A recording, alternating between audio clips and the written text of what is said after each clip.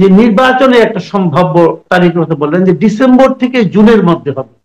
এখন ডিসেম্বর থেকে জুনের মধ্যে এর অর্থটা কি? তাহলে কি এটা ডিসেম্বরের মধ্যে আর থাকলো না, কিন্তু ডিসেম্বরের পরে চলে গেল মনে হয়, এই ধরনের একটা ধারণা কিন্তু মানুষের মধ্যে তৈরি হলো। এতটা সময় লাগা কি আপনার মনে হয় যে প্রয়োজনীয় ছিল? আসলে ডিসেম্বরের আগেও হতে পারতো, ডিসেম্বরই নয় কেন? আমি আসলে ডক্টর ইউনূসের এই ভাষণের ব্যাপারে আমি একটু হতাশ হয়েছি।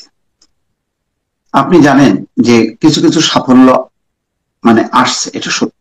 যে ধস মানে অর্থনীতিতে নাম ছিল, তাতে ওয়াহিদুদ্দিন মাহমুদ একটা চমৎকার কথা বলেছেন। উনি তো শুধু উপদেষ্টা না, উনি তো একজন বিশেষজ্ঞ ছিলেন।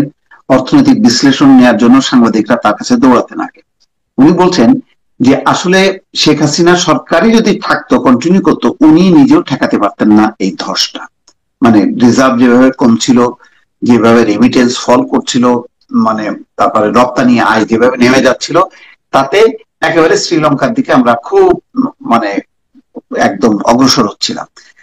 এটা একদম নিশ্চিত পরিস্থিতি হতো। সেই জায়গাটা যেটা হয়েছে যে দাম করে নতুন প্রশাসন এসে ওই যে ব্যাংকের লুটপাটটা বন্ধ করছে, তারপরে টাকা পাচারটা বন্ধ করছে।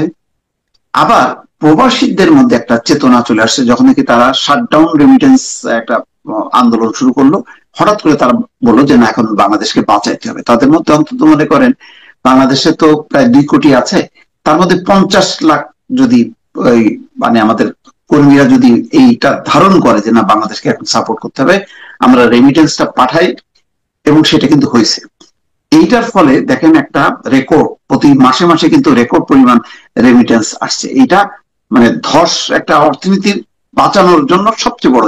শ্রীলঙ্কার কথা আপনি দেখেন, শ্রীলঙ্কার যে মানে এটা যে একটা ব্যর্থ রাষ্ট্র হলো বা মানে পতনটা হলো, ওটা বোঝার উপায়টা কি? আমরা বিদ্যুতের অবস্থা জানি, সবকিছু জানি, কিন্তু সবচেয়ে বড় কিন্তু ছিল রিজার্ভ। রিজার্ভ যখনই নাকি তাদের 2-3 বিলিয়নে নেমে আসলো, তখন আইএমএফ, ওয়ার্ল্ড ব্যাংক বললো যে নো, এটা এখানে আর করা যাবে না, এটা বিশেষ কর্মসূচি নিতে হবে। তো এইটা হলো রিজার্ভটা সাংঘাতিক রকম, এইটা হচ্ছে আপনার মূল পিলার। তারপরে হলো বাকি শাখা প্রশাখাতে। সেই জায়গায় খুব সাকসেসফুলি আমি মানে আহসান মনসুর এবং যে সালিউদ্দিন আহমেদ, এই দুইজনের কম্বিনেশন চমৎকার হয়েছে, এবং তারা এই ঠেকনাটা দিতে পারছে। নতুন করে আর মন্দ ঋণ বিতরণ হয়নি, বরং ঋণ আদায়ের একটা বাড়ছে, ব্যাংকগুলো পুনর্গঠন হয়েছে।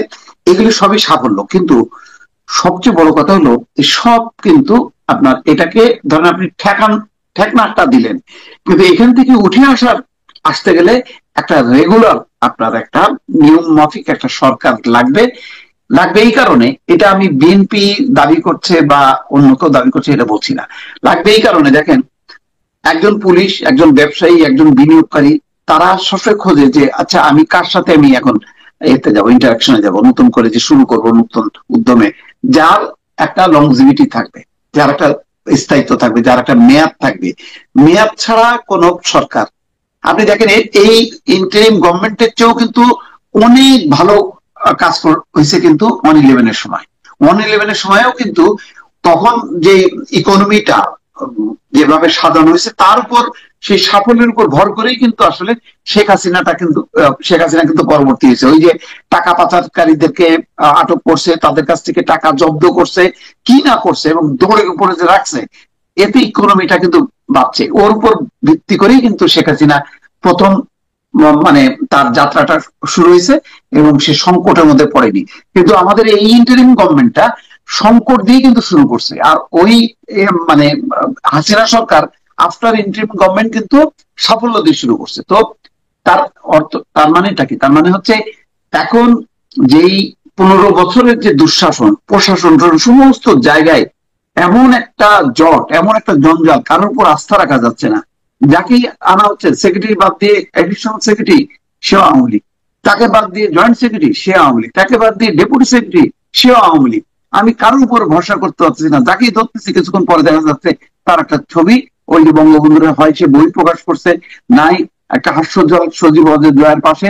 এই সমস্ত গুলি অবিশ্বাস এমন ভাবে দাঁড়াইছে, এটা নিয়ে এগোনো খুব কঠিন। এই জন্য একটা রেগুলার গভর্নমেন্ট হলে হবে কি, তার তো নিজস্ব সেট আপ আছে, তার প্রশাসনে, তার পুলিশে, তার নিজস্ব একটা পেরিফেরিতে আছে। হ্যাঁ, অবশ্যই একটা আমাদের একটা কাঠামো দরকার, যেইটা আবার আরেক ফ্যাসিজম যাতে তৈরি করতে না পারে, সেই জায়গাটা মোটামুটি যদি আমরা ঠিক রাখি। এবং বাংলাদেশে কিন্তু এই গণঅভ্যুত্থানটা হয়েছে যে সবাই বুঝে গেছে যে না রে ভাই, ওই ধানাই পানাই করে আর টেকা যাবে না। যদি আমরা উল্টাপাল্টা করি তাহলে কিন্তু ওই যে আবার আওয়াজ হবে, এই আওয়াজটা কিন্তু ঠেকানো যাবে না।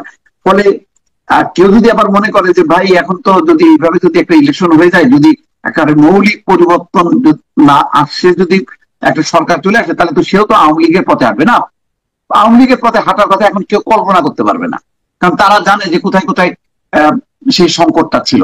ফলে একটা জবাবদিহিতার জায়গা কিন্তু ইতিমধ্যে প্রতিষ্ঠিত হয়ে গেছে এই শেখ হাসিনার পতনের মধ্য দিয়ে। বাকি একটা ফ্রি ফেয়ার ইলেকশন করা এবং ন্যূনতম পয়েন্টে একটা ঐক্যবদ্ধ তৈরি করে নির্বাচনে গেলে সবার মধ্যে একটা আশা আসবে যে না, এই 5 বছর আমাকে পরিকল্পনা নেব, বিদেশি বিনিয়োগকারীরা আসবে, অন্যান্য প্রশাসন সবাই বুঝবে যে না, এই গভর্নমেন্ট একটা পলিটিক্যাল গভর্নমেন্ট, আমাকে এখন কাজ করতে হবে। এখন তো আমি কথা শুনলেও পারি, নাও শুনলে পারি। যেমন জাহাঙ্গীর আলম চৌধুরীকে এখন সবচেয়ে ব্যর্থ মনে হচ্ছে কেন? আরে ভাই, পুলিশই তো নাই, পুলিশ নাই, প্রশাসন নাই, এইটার উপরে কেউ সফল হতে পারবে না। এটা কোনো ব্যক্তির ব্যাপার না, এটা একটা কাঠামোর ব্যাপার। কাঠামো যদি না থাকে একটা ব্যক্তি সফল হতে পারে না।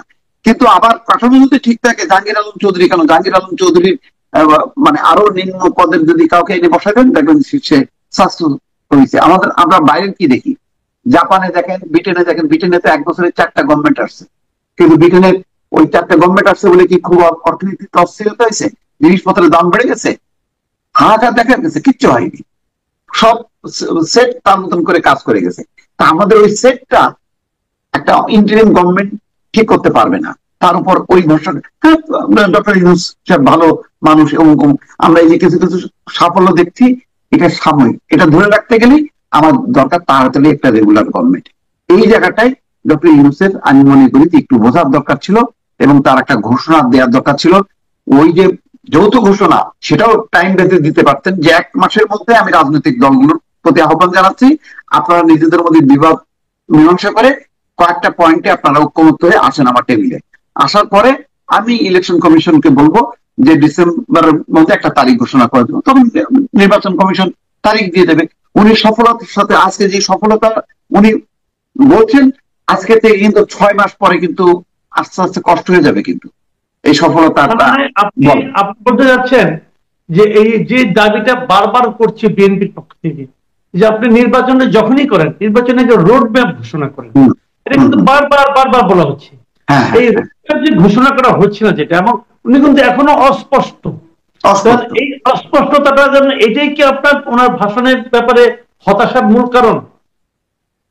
আমি সেটাই মনে করি যে একটা সংস্কারেরও কিন্তু এখন সংস্কার কিন্তু একটা জট পাকায় গেছে। আপনি 11টা কমিশনের যতগুলি সুপারিশ আপনি দেখেন, প্রত্যেকটা রাজনৈতিক দল নানা রকম পয়েন্ট দিছে, একটার সাথে একটা কিন্তু মিল নাই। না মিল হতে এখন কি হবে, আপনার কয়েকটা মৌলিক পয়েন্টে আপনাকে হইতে হবে। মানে মোটা থেকে আপনি 10টা পয়েন্ট করেন, আপনি যদি 100টা পয়েন্টে একমত করানো যাবে না। 10টা পয়েন্ট নিয়ে মানে মূল মূল বিষয়গুলি একটা ঐক্যবদ্ধ একটা যৌথ ঘোষণা দেবে। তার আলোকে বিএনপি, ভাই এই আপনি চিন্তা করেন, আওয়ামী লীগ সরকার যেভাবে পিটায় দাপড়ায় পার পেয়ে গেছে, এই বিএনপি গভর্নমেন্ট যদি আসে এত সোজা হাসিনার মতন করে চলবে। এখন অনেকের চোখ খুলে গেছে না? সবাই, আপনি আমি তো পরের দিন থেকে শুরু করে দেবো আলোচনা। আমরা তো অনেক পরে শেষের দিকে এসে আলোচনা শুরু করছি, আমরা তো প্রথম দিকে অ্যাক্টিভ ছিলাম না।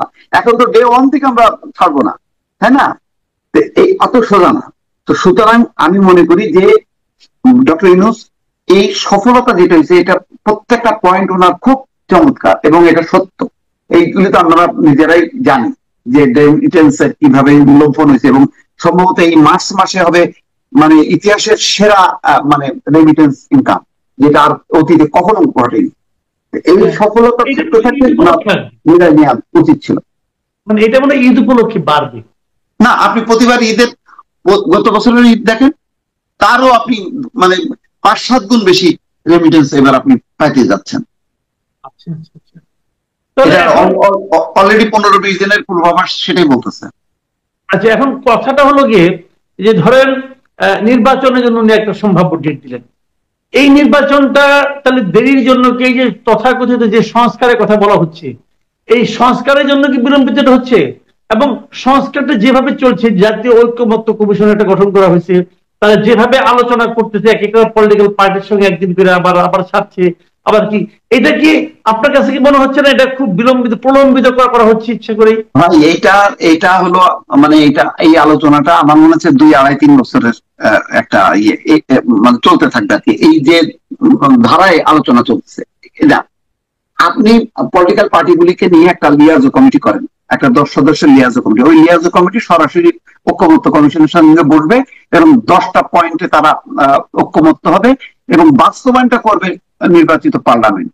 বাস্তবায়ন কিন্তু এই ইন্টারিম গভর্নমেন্ট, আপনার যার কোনো ইয়ে নেই, ম্যান্ডেট নেই। যেমন আমি তো ওই যে গণমাধ্যম কমিশনের যে রিপোর্ট গুলিতেছে আমি নিজের কাছে ইয়ে লাগছে, আরে ভাই আমার আমি যে একটা টেলিভিশন করবো সেই সুযোগটা কোথায়? ওখানে আমি তো দেখতেছি না যে আমি কার কাছে যে আমি লাইসেন্সটা নিয়েছি আমি শুরু করব, আমি তো কোনো এ পাইলাম না। আমারই তো আপত্তি আছে অনেক বিষয়। তা এইগুলি মানে এখন বলেন যে গণমাধ্যম কমিশনের সমস্ত বিষয়গুলিতে ঐক্যমত্য হইতে হবে, ওই পুলিশের সমস্ত বিষয়ে ঐক্যমত্য হইতে হবে, তারপরে কি বলে দুর্নীতি দমন কমিশন বিষয়ে ঐক্যমত্য হইতে হবে। এবং এতগুলো রাজনৈতিক দল, আপনি এলডিপি এলডিপি কে দিয়ে শুরু হয়েছে, লেবার পার্টি দিয়ে শেষ হবে, মাঝখানে আরো 50টা রাজনৈতিক দল। এইটা ম্যাচ হবে মাসুদ কামাল, এটা হবে না। এটা করতে পারেন আপনি, একটা শেষে একটা নৈরাজ্যের দিকে ধাবিত হবে এবং অস্থিরতা বাড়বে। কিন্তু আমার যদি অন্যভাবে বলি যে এই যে মেস হবে যেটা আপনি বুঝতেছেন আমি বুঝতেছি, এটা তারা বুঝতেছে না? তারাও বুঝতেছে। তারা এটা ইচ্ছা করে মেসটা করতেছে যাতে নাকি এর এর মাধ্যমে এর নামে নির্বাচনটাকে আরো বেশি প্রলম্বিত করা যায়। এটা কি হতে পারে না? হ্যাঁ, মানে আমি এটা আমার এখানে একটা জিনিস হলো কি, দেখেন এই সরকারের মধ্যে আমি একটা সরকার দেখতেছি, এই সরকারের একটা অংশ আছে ওই যে জাহাঙ্গীর আলম চৌধুরী, ওয়াহিদুদ্দিন মাহমুদ, তারপর সালাউদ্দিন আহমেদ, তারা হচ্ছে মানে এমনিতেই তারা সম্মানিত মানুষ, তারা নিজ নিজ কর্মে খুবই ভালো। তারা মনে করছে যে আমরা একটা মহান দায়িত্ব পালন করছি, কিন্তু অন্যরা মনে করছে যে না, আমরা একটা এই যে বিপ্লবের চেতনা বাস্তবায়ন করে একটা নতুন ধারা তৈরি করব, তার ভিত্তিতে বাংলাদেশের আর একটা রূপান্তর ঘটাবো। তো এখানে এই জন্য দুই ধারার যে ইয়ে, তার মধ্যে প্রমিনেন্ট হচ্ছে ওই যে নতুন ধারা তৈরি করবে নতুন, আর অন্যরা হচ্ছে দাপ্তরিক কাজ করতেছে। আপনি ব্রিগেডিয়ার সাখাওয়াতের মতন লোক সবসময় যে কথা বলে দেখেন না, চুপ হয়ে গেছে, তার কোনো কথাই নেই। হ্যাঁ, তো কথা কে বলতেছে? আসিফ মাহমুদ, সে সরকারি আছে, আবার স্ট্যাটাসও দিচ্ছে। মাহফুজ আলম, তারা অ্যাক্টিভ। তো বোঝা যাচ্ছে যে এরাই হচ্ছে রিপ্রেজেন্ট করতেছে। তো তারা যখন রিপ্রেজেন্ট করতেছে তখন বোঝা যাচ্ছে, এবং তাদের সমর্থক যখন বাইরে একটা রাজনৈতিক দল আছে, তখন বোঝা যাচ্ছে যে তারা একটা একটা মানে একটা সময় চাচ্ছে যে একটা সংগঠিত হওয়ার জন্য। এই ধারণাটা আমি মানে এটা একটা তৈরি হয়েছে কিন্তু, এবং এই সন্দেহটা তৈরি হয়েছে, এর ফলে কিন্তু একটা ভুল বুঝাবুঝি হচ্ছে। ডক্টর ইউনূসের প্রতি যেমন তাদের ভালোবাসাও আছে বড় রাজনৈতিক দলের, আবার কিন্তু একটা অসন্তোষ আছে এইসব কারণে। যে ইন্টারিম গভর্নমেন্ট তো হবে একটা নিরপেক্ষ তত্ত্বাবধায়ক সরকারের মতন, যাদের কাজ হবে একটা ভালো সুষ্ঠু নির্বাচন। তারা আবার কেন একে মাস্টার মাইন্ড বলবে, ওকে পদত্যাগ করতে যাবে, তার মাথায় হাত বুলায় আশীর্বাদ করবে, তাকে নিয়ে প্রেস কনফারেন্স করবে? এগুলো তো মানে মানানসই না। তো সেই কাজগুলো হচ্ছে, তখন মনে হচ্ছে যে না, ও একটা মানে বোধহয় ইন্টারিম গভর্নমেন্টও চায় একটা নতুন রাজনৈতিক দল হোক, সেই দল এই সরকারকে সাপোর্ট করুক, এরকম একটা হযবরল অবস্থা। আমার হচ্ছে যে একটা সন্দেহ, অবিশ্বাস। আমি যা যা বলতেছি হয়তো সেটা না, কিন্তু পারসেপশনটা তো এরকম দাঁড়ায় গেছে বিএনপির কাছে। আপনি বিএনপির প্রতিটা নেতার কাছে জিজ্ঞাসা করেন, তাদের মধ্যে একটা কনফিউশন যে আসলে নির্বাচন কবে, আসলে কি করতেছে, আসলে কি তারা কি একটা নতুন দল জন্ম দিচ্ছে, সেই দল সংগঠিত হওয়ার পর তারপরে কি নির্বাচন হবে? এইরকম যে জল্পনা কল্পনা, আমি মনে করি যে এটা খুবই মানে খারাপ লক্ষণ এবং একটা অস্থিরতা তৈরি করবে। এই সাফল্য, ডক্টর মোহাম্মদ ইউনূসের যে সাফল্য, তার ইন্টারন্যাশনাল যে তার ক্রেডিবিলিটি, এই সব করতে গেলে নষ্ট হয়ে যাবে আমার ধারণা। অনেক ধন্যবাদ, অনেক ধন্যবাদ জনাব মুস্তফা ফিরোজ, আপনি অনেক ব্যস্ততার মধ্যে আমাদেরকে সময় দিলেন। প্রিয় দর্শক, আপনারা শুনলেন জনাব মুস্তফা ফিরোজ এই ডক্টর মোহাম্মদ ইউনূসের আজকের যে ভাষণ, সেটা আলোচনা করতে যে বিভিন্ন পয়েন্টে কিভাবে ওনার সাফল্যগুলো ম্লান হয়ে যেতে পারে সে আশঙ্কার কথা তুলে ধরলেন। আশা করি আপনারা এখান থেকে চিন্তার অনেক খোরাক পাবেন।